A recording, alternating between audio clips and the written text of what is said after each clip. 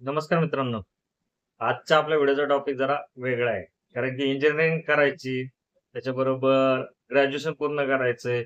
सगळं ठरतं, सगळं आपण 12वी झाल्यानंतर ठरवून येतो, की आता आपल्याला सगळं व्यवस्थित करायचंय. पण मेन प्रॉब्लेम स्टुडंट लाईफचे जरा समजून घ्या. स्टुडंट लाईफमध्ये काय प्रॉब्लेम आहेत, की ज्याला आपण अ, दूर करू शकत नाही किंवा ज्या प्रॉब्लेमपासून लांब पळू शकत नाही. कारण की कितीही म्हणलं मोटिव्हेटेड राहणं, किती म्हणलं फोकस राहणं, सगळ्या गोष्टी एकीकडे आणि दुसरीकडे काय येतं, ते म्हणजे आपले मनातील चाललेले प्रॉब्लेम. म्हणजे प्रॉब्लेम पहिल्या दिवसापासून चालू होतो, ज्या दिवशी तुम्ही ॲडमिशन घेता, तो प्रॉब्लेम इंजिनिअरिंग किंवा तुमची डिग्री संपेपर्यंत चालू राहतो. काय आहे ते प्रॉब्लेम? या प्रॉब्लेमबद्दल आज आपण बोलणार आहे. कारण इंजिनिअरिंग लाईफमध्ये बॅकलॉग राहणं, ए-टी-के-टी मिळणं, त्याच्यानंतर ग्रॅज्युएशन कंप्लीट व्हायला अडचणी येणं, पर्सेंटाइल व्यवस्थित न मेंटेन होणं, म्हणजे सगळे रूट कॉजचे प्रॉब्लेम आहेत. नंतर मग प्लेसमेंट का होत नाही, जॉब का मिळत नाही आणि इतर सगळ्या गोष्टी. सुरुवातीला आपण मेन कॉजकडे येऊ, जिथं पासून सुरुवात होते. आता पहिल्यांदा लक्षात घ्या, मेन 3-4 प्रॉब्लेम बद्दल आज मी बोलणार आहे. ते म्हणजे पहिली गोष्ट आहे, की इंजिनिअरिंग आवडतच नाहीये किंवा मी जी फील्ड घेतली, ती मला आवडत नव्हती. ट्रेंडिंगला होती. घरच्यांनी सांगितलं, आजूबाजूच्यांनी सांगितलं आणि मी घेतली. हा मनाविरुद्ध चाललेला कारभार, हा पहिला प्रॉब्लेम. दुसरा प्रॉब्लेम काय? मी आता उतरलोय मैदानात, पण आता मला अभ्यास करण्याची इच्छा नाहीये. म्हणजे म्हणजे मनच बुक घ्यायला तयारच होत नाही. म्हणजे जे अभ्यास करणं सगळ्यात महत्वाचं आहे. ज्याच्या जीवावरच सगळ्या गोष्टी होणार आहेत. ते करण्याची इच्छा नसणं हा दुसरा प्रॉब्लेम आहे. आणि तिसरा प्रॉब्लेम येतो त्याच्यामधला की डिस्ट्रॅक्शन. आजकालच्या जमान्यात डिस्ट्रॅक्शन खूप आहेत. मोबाईल हे सर्वात पहिलं डिस्ट्रॅक्शन आहे. त्याचबरोबर आता कितीतरी गोष्टी आहेत, ज्याच्यामुळे डिस्ट्रॅक्शन नेहमीच आयुष्यात होत राहतात. हे तिसरा प्रॉब्लेम आला आणि चौथा मेन प्रॉब्लेम असतो, की काहीही ठरलेलं नसणं म्हणजे गोल सेट नसणं. म्हणजे आपल्याला आयुष्यात काय करायचंय हेच माहीत नसणं. म्हणजे आलं सगळ्यात महत्त्वाचा प्रॉब्लेम, की आपण काय करतोय याची कोणतीही जाणीव नसणं. सो आजच्या व्हिडिओमध्ये आपण प्रॉब्लेम डिस्कस करू. सोल्युशन फाइंड करता आलं तर सोल्युशन नक्की काढू. कारण की हे सोल्युशन फक्त तोच विद्यार्थी किंवा ज्याला करायचं तोच काढू शकतो. कारण जोपर्यंत तुम्हाला इच्छा होत नाही, की आपण ह्यातून मार्ग काढला पाहिजे, तोपर्यंत आपण त्यातून बाहेर पडत नाही. कारण की इच्छेशिवाय काहीच होणार नाही. त्यामुळे विद्यार्थी मित्रांनो, एक गोष्ट लक्षात ठेवा, प्रॉब्लेम लाखो आहेत. कारण की तुम्हाला जर ग्रॅज्युएशन करायचं असेल, कोणती एक्झाम क्लिअर करायचं असेल, चांगले पर्सेंटाइल पाडायचं असेल, चांगले पर्सेंटेज पाडायचं असतील आणि कुठेतरी सक्सेसफुल व्हायचं असेल, तर तुमच्याकडे एक गोष्ट नक्की असणं गरजेचं आहे, जे म्हणजे टार्गेट आणि विलिंगनेस. तुम्हाला तुमच्याकडे इच्छाशक्ती असेल, तरच तुम्ही करू शकता. सो आपण हे जे पहिले प्रॉब्लेम मांडलेले आहेत, त्याच्या बाबतीत एक-एक करून डिस्कस करू. पहिला माझा पॉइंट होता, की इंजिनिअरिंगची आवड नसणं किंवा तुम्हाला मिळालेल्या ब्रांचची इच्छा नसणं किंवा ते मनापासून घेतलेले नसतं. तर हा सगळ्यात महत्त्वाचा प्रॉब्लेम आहे. कारण की तुम्ही जर स्वतःहून ब्रांच निवडली नसेल, स्वतःहून हे क्षेत्र निवडलं नसेल, तर मग उद्या इंटरेस्टच्या कमीमुळं लाँग टाईमपर्यंत याच्यामध्ये टिकून राहणं खूप अवघड जातं. त्याच्यामुळं आता तुम्ही जरी ते निवडली नसेल, तर त्याच्यात इंटरेस्ट निर्माण करणं हे तुमचं काम असतं. तो कसा केला जातो? तर पहिली गोष्ट तुम्हाला काय करावं लागेल, आपल्याला दिलेले काम करून पहा. जो अभ्यासक्रम असेल, आपला सिलेबस असेल, जे पॉइंट आहेत, ते समजून घेण्याचा प्रयत्न करा. त्याच्यातून हळू आवड निर्माण होऊ शकते. पण त्याच्यासाठी तुम्हाला तसं प्रयत्न करावा लागेल. त्याच्यामुळे जर तुम्ही असा विचार करत राहिले, की मला आता इच्छा नव्हती, आवड नव्हती आणि मी आता चाललेलो आहे, आता ग्रॅज्युएशन कंप्लीट होईन कसं होईन? जेवढे पर्सेंटाइल मिळतील तसे मिळतील. आता मी तर कुठं मनाने घेतलं होतं. त्याचं काय असं पण लाईफ तर तुमची आहे ना. करियर तर तुमचं आहे. तुम्हालाच सगळ्या गोष्टी फेस करायच्या तुम्हाला त्याच्यातून प्रॉब्लेम सोल्युशन काढायचंय. त्याच्यामुळे घेतलंय हातात, याच्यावर तुमचं करियर आहे. काही मुलं आता फर्स्ट इयर झाल्यानंतर काय जर फर्स्ट इयर होऊन ॲडमिशन कॅन्सल करतात, परत दुसरीकडे जातात. दुसऱ्या कॉलेजला जातात, दुसरं क्षेत्र निवडतात. हा स्ट्रगल असतो बऱ्याच मुलांच्या लाईफमध्ये. काही मुलांना ड्रॉप आउट होतात, वाय-डी होतात. त्या विद्यार्थ्यांना एक परत स्ट्रगल चालू होतं. मग प्रत्येकाचा स्ट्रगल वेगवेगळा आहे. ॲडमिशन सगळे सोबत घेतात. पास आउट सगळे होत नाही. सगळ्यांना मार्क्स सारखे मिळत नाही. ही एक रिॲलिटी आहे. ती ग्राउंड रिॲलिटी. त्याच्यामागे कारणं पण तेवढीच महत्त्वाची आहेत. कारण की ह्या विद्यार्थ्यांचं भविष्यात जे काही होणार आहे, या सगळ्या मूळच्या गोष्टीमुळेच होणार आहे. त्या विद्यार्थ्यांनी जर इंटरेस्टने घेतला असेल तर आणि स्वतःच्या आवडीने आणि स्वतःच्या मेहनतीने म्हणजे सीईटीला चांगले पर्सेंटाइल मिळवणं असतील किंवा त्याच्यासाठी ॲडमिशनसाठी झगडले असतील, तर त्यांना त्याची किंमत माहीत असते. आपण भरलेल्या फीची असेल किंवा आपण करतोय त्या सगळ्या गोष्टीची जर त्यांना व्हॅल्यू असेल, तर मात्र मग ते अशा गोष्टीचा विचार करत नाही. हा एक झाला मेन प्रॉब्लेम. त्याचबरोबर त्यालाच लागून दुसरा प्रॉब्लेम आहे, जो म्हणजे अभ्यास, अभ्यास करू न वाटणं. कारण की बुक्स वाचणं, स्टडी करणं, नोट्स काढणं, त्याच्याबरोबर प्लॅन करणं, शिस्त लावणं, 2-2 तास अभ्यास करणं, 1-1 तास अभ्यास करणं, ह्या सगळ्या गोष्टी तोपर्यंत शक्य होत नाही, जोपर्यंत तुम्हाला कसं आहे बऱ्याच मुलांना हे बर्डनच वाटतं. स्वतःला शिक्षा करतोय असंच वाटतं. अ, आता बघा तुम्हाला जर कॉन्सन्ट्रेटने एका जागेवर बसून स्टडी करायचा असेल, तुम्हाला मोबाईल, टीव्ही हे कितीतरी डिस्ट्रॅक्शनला लांब ठेवावं लागणार आहे. तर तुम्ही तिथे बसून त्याच्यावर स्टडी करू शकता. काही काही मुलांचा मी वेगळा स्टडी पाहिलेला आहे, की ती मुलं अशा वेळेस त्या टीव्हीच्या समोर बसून मोबाईल हातात घेऊन पण स्टडी करतात. आता असं जर कोणतं नियम नाही, की असं केलं पाहिजे, की नाही केलं पाहिजे. आपल्या सगळ्यांचा हेतू काय आहे, की तुम्हाला तुमचे कन्सेप्ट क्लिअर झाले पाहिजे. तर कन्सेप्ट क्लिअर होत असतील, तुम्ही टीव्ही पुढे बसला, मोबाईल पुढे, पण ती पद्धत चुकीची का होते? कारण तुमचं कॉन्सन्ट्रेटच होणार नाही. कॉन्सन्ट्रेट नाही झालं, तर तुम्हाला मग त्याचं पाहिजे तेवढं जे गेन करण्याला पाहिजे नॉलेज ते होणार नाही. म्हणून सुरुवात तर पहिली पाहिजे, की तुम्हाला ती इच्छा पाहिजे, की आपल्याला अभ्यास मग त्याचं शेड्यूल तुम्ही कधी करणार? जर तुम्हाला वाटतंय, की आपल्या ह्या इंजिनिअरिंगच्या करिअरमध्ये किंवा आपल्या ग्रॅज्युएशनच्या काळात आपला वेळ अभ्यासात काही ना काही गेला पाहिजे. तरच अभ्यासाला वेळ दिला, तरच तुमचे सब्जेक्ट सुटणार आहेत. तर तुमचे बॅकलॉग राहणार नाही. तर तुम्हाला ए-टी-के-टीचा कोणताही प्रॉब्लेम येणार नाही. पण जर तुम्ही सुरुवातीला स्वतःला शिस्तच लावायला तयार नसताल, डिटेल प्लॅन तयार नसेल, कोणत्या सब्जेक्टसाठी किती तयारी करणं गरजेचं आहे, ह्या सगळ्या गोष्टीच माहीत नसतील, तर तुम्हाला हे सगळे प्रॉब्लेम येत राहतील. हे सगळ्यात लक्षात ठेवा. सांगणारे कोण नसतं. मी इंजिनिअरिंग केलेलं स्टुडंट आहे. त्याच्यामुळे मला ह्या गोष्टी मी स्वतःच्या अनुभवातून सांगतोय. कोणतंही मोटिव्हेशनल मी सांगत नाही किंवा स्टडी प्लॅन वगैरे करा, हे करा, ते करा. तसलं काहीही सांगत नाही मी आज. आज मी तुम्हाला काय सांगतोय, की हे प्रॉब्लेम सुरू होतात. त्याचबरोबर ह्या डिस्ट्रॅक्शनमुळं तुमचं मन पण डायव्हर्ट होत राहतं. काही मुलांना दुहेरी प्रॉब्लेम असतात. पहिला प्रॉब्लेम असतो, की ते घर सोडून दुसऱ्या शहरात राहायला आलेले असतात. तर अशा विद्यार्थ्यांना तिथे जाऊन काय होतं, की आधीच घर सोडल्याचा त्रास होत असतो. मेसवरचं खायला लागत असतं. ते एक प्रकारे ते एक टॉर्चर असतो आणि हा एक टॉर्चर असतो. डबल टॉर्चरला ते सामोरे जात असतात. पण अशा वेळेस जर त्यांचे मन स्थिर असेल आणि त्यांना कळत असेल, की आपल्याला पुढे जाऊन काय करायचंय, तर ते अजिबात त्रास करून घेणार नाही. हे खूप छोट्या-छोट्या गोष्टी आहेत. या त्रासातून आपण नक्कीच बाहेर येऊ शकतो.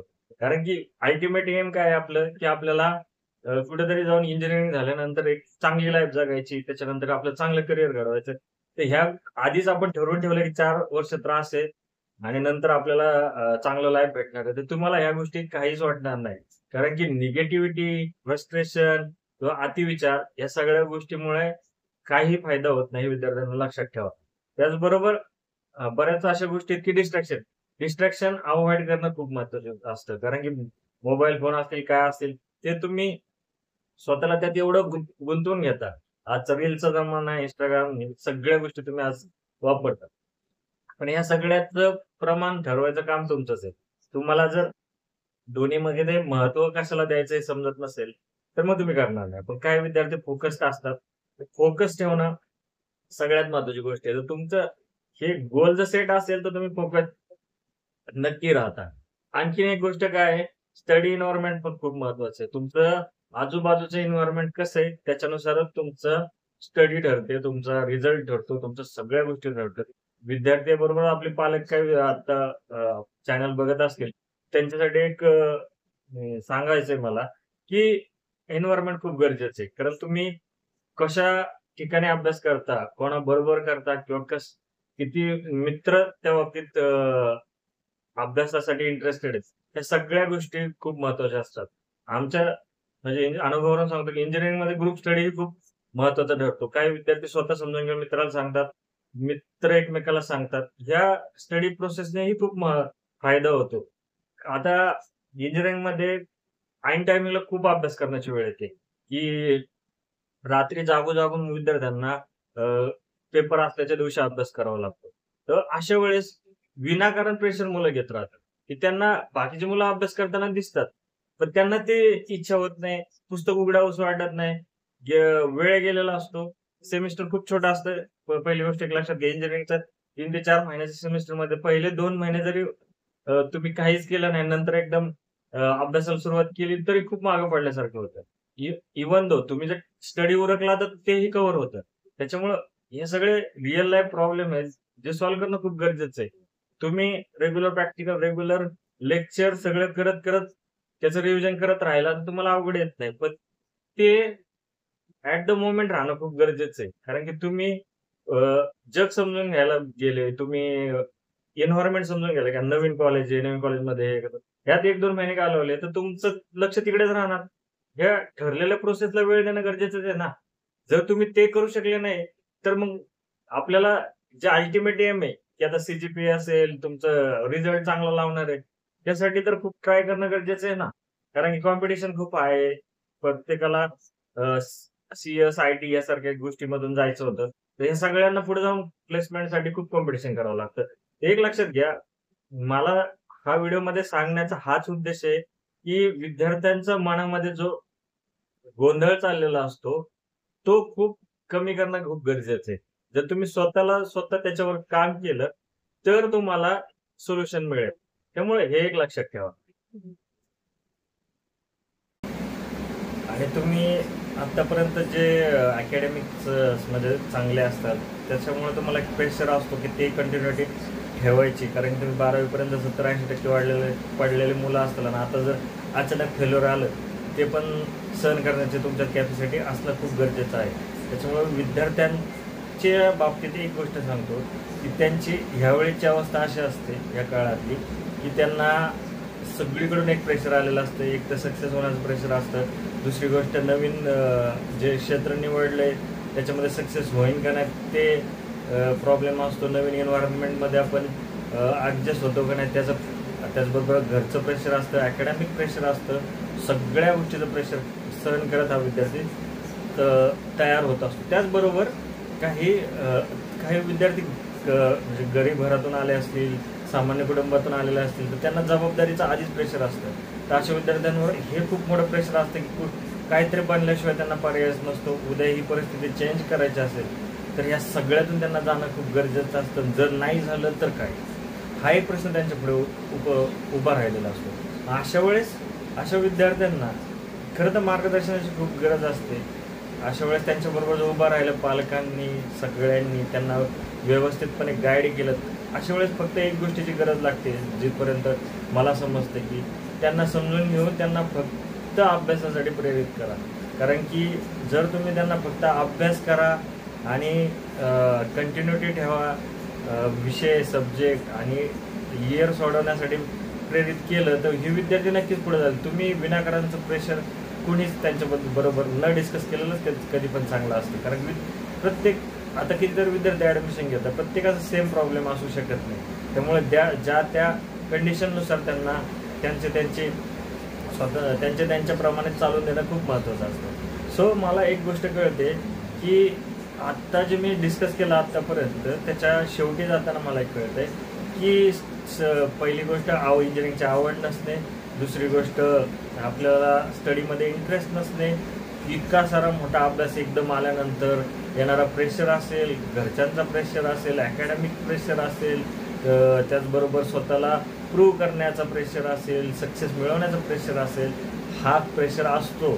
पण ह्याच्यातून सावरायचं कसं याचंही ट्रेनिंग किंवा मार्गदर्शन मुलांना दिलं पाहिजे. विद्यार्थ्यांना एक तुम्ही असं त्यांच्याशी पालकांनी विशेषतः किंवा शिक्षकांनी एक गोष्ट त्यांच्याबरोबर डिस्कस करत राहिलं पाहिजे, की तुम्ही तुमचा प्लॅन कसा करताल, तुमची मेंटल स्ट्रेस असेल किंवा बाकीच्या गोष्टी ॲडजस्ट करून आपल्याला एक थोडे शॉर्ट टर्म गोल ठेवून सेमिस्टर कसं क्लिअर करायचं, त्याच्यानंतर फर्स्ट इयर कसं क्लिअर करायचं, त्यानंतर सेकंड इयरचे सब्जेक्ट कसे क्लिअर करायचे, हळूहळू स्किल कशा घ्यायच्या, अशा एका टप्प्याने त्यांना जाऊ द्या.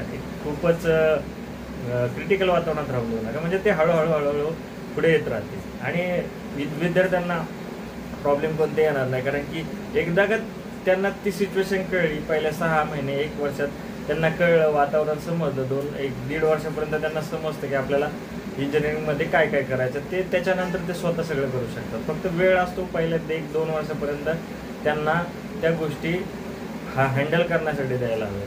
म्हणून जेव्हा ते त्याच्यातून बाहेर पडतील त्याच्यानंतर ते सक्सेसच होतील. कोणत्या ना कोणत्या फील्डमध्ये नक्की सक्सेस करणार. कारण इंजिनिअरिंग करणाऱ्या विद्यार्थ्यांमध्ये तेवढी तरी क्षमता असते असं मी मानतो. शेवटी जाता जाता एक गोष्ट सांगतो की हे वातावरण म्हणजे स्टडी करू न वाटणे, इंजिनिअरिंग आवडत नसणे, हे जेवढंही प्रतिकूल असू द्या, पण जर तुमचं विलिंगनेस आणि तुमचं टार्गेट जर मोठं असेल आणि तुम्हाला उद्या जाऊन चांगलं मोठं काहीतरी करायचं असेल तर तुम्ही नक्की याच्यातून पुढे जाता. शेवटी काय सगळं काय ठरल्याप्रमाणे होणारच आहे आणि तुमचे प्रयत्नच तुम्हाला पुढे घेऊन जाणार आहे. तर आजचा व्हिडिओ इथे थांबवतो. अशाच व्हिडिओसाठी आमच्या चॅनलला सबस्क्राईब करा. धन्यवाद.